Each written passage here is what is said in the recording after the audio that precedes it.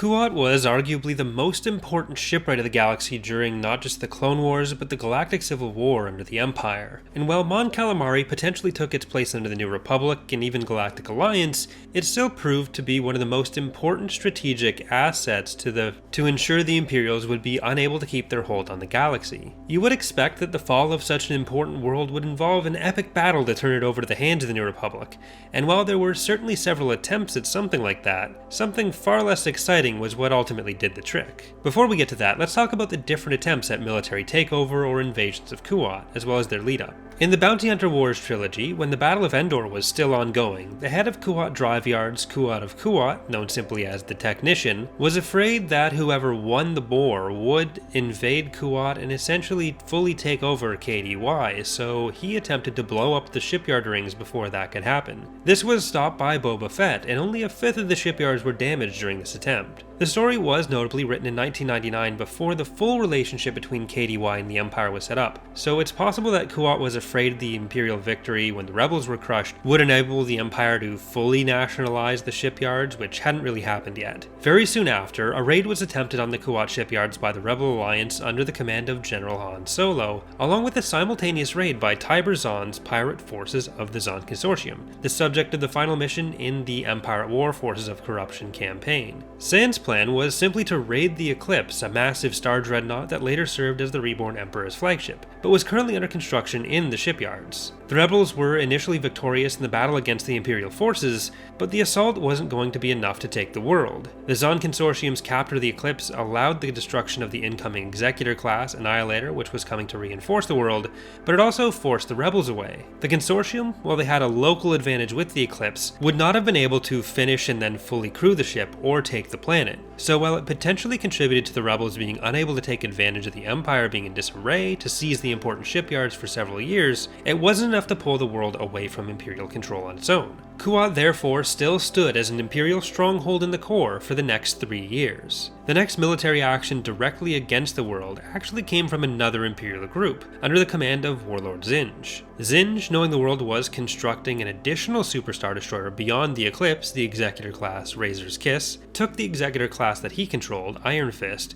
and a host of mercenaries and pirates to capture the vessel. Unbeknownst to Zinj, this strike force included the members of the New Republic's Wraith Squadron, so while the mission was ultimately successful in stealing the Razor's Kiss, the ship was sabotaged and soon taken down by Han Solo's task force. Finally, around a year and a half later, the New Republic had defeated Zinj and was ready to move against other Imperial strongholds like Kuat. Coruscant was in their control, and large portions of the core were starting to fall into New Republic hands. According to the Essential Guide to Warfare, the world was defended by several Kuat-designed ships, including at least a dozen Star Destroyers, 3 battlecruisers named Luminous, Stellar Halo, and Event Horizon, and the Star Dreadnought Aurora. There's no specific classes listed for these, though based on the classifications used in Essential Guide to Warfare, these battlecruisers would have been somewhere between Allegiance and Praetor size, and could have been Allegiances or Praetors, and the Dreadnought could have been anything between a Bellator and an Executor. This is definitely a significant force, but at this point the core was so disconnected from the other Imperial forces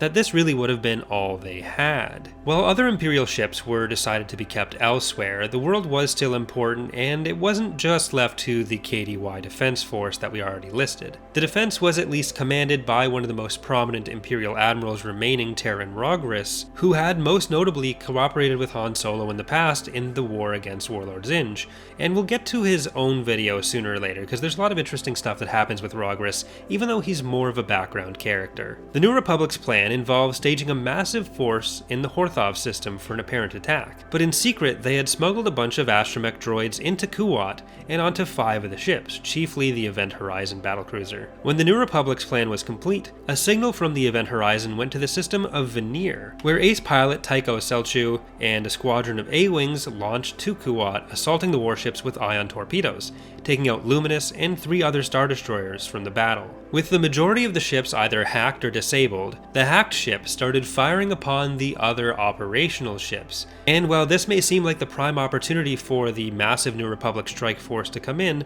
something else happened. This next step is where the plan goes from military brilliance to boring corporate posturing.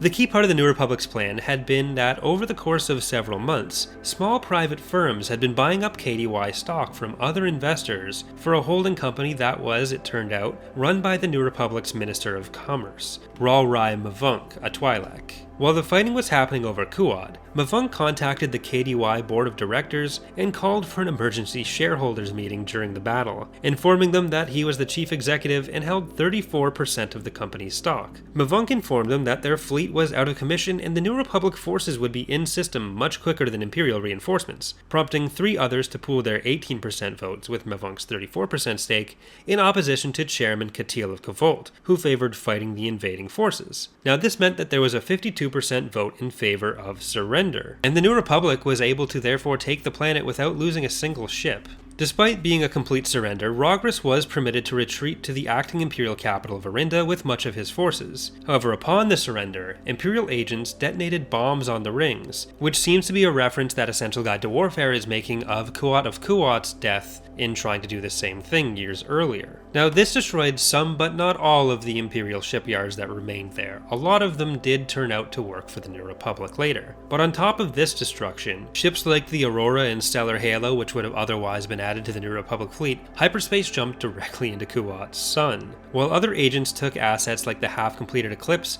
and some of the Emperor's best weapons developers to Palpatine's base in the deep core world of Biss, where they would soon emerge to present the biggest threat to the New Republic since Endor. That's going to do it for today's video. If you've enjoyed, consider leaving a like, subscribing, or turning on notifications with the bell for more. Thanks for watching, and I hope to see you next time.